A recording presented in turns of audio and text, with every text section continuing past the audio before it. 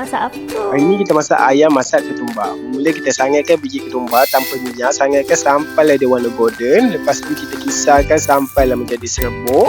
Lepas tu kita gaulkan ayam yang sudah dibasuh bersih bersama garam, kunyit. Masukkan 1 sudu serbuk biji ketumbar tadi. Kita gaulkan dia sampailah dia sebati. Perapkan selama 10 minit ke 15 minit. Sementara tu kita boleh kisarkan bawang besar, bawang putih, halia. Kita kisarkan secara kasar. Kita biarkan dia untuk seketika.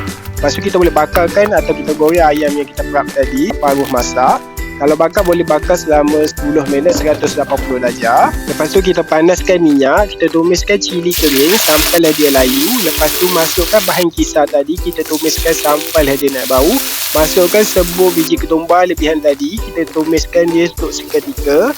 Lepas tu kita masukkan sos tiram, kita sambungkan tumis sampailah pecah minyak. Lepas tu kita masukkan serbuk lada hitam, kicap manis, kita gaulkan dia sampailah dia sebati. Lepas tu masukkan ayam yang sudah kita bakar atau kita goreng separuh masak tadi. Lepas tu kita masukkan air ikut sekatan masing-masing. Perasaikan dengan garam. Kita tutupkan tudung periuk sampailah ayam tu masak. Lepas tu kita masukkan bawang holland. Kita masakkan dia untuk seketika. Akhir sekali kita boleh masukkan irisan daun ketumbar. Kita masakkan dia untuk seketika. Bila semua dah masak, makanan boleh angkat dan makanan siap untuk dihidangkan dan boleh makan bersama nasi yang panas. Jom makan!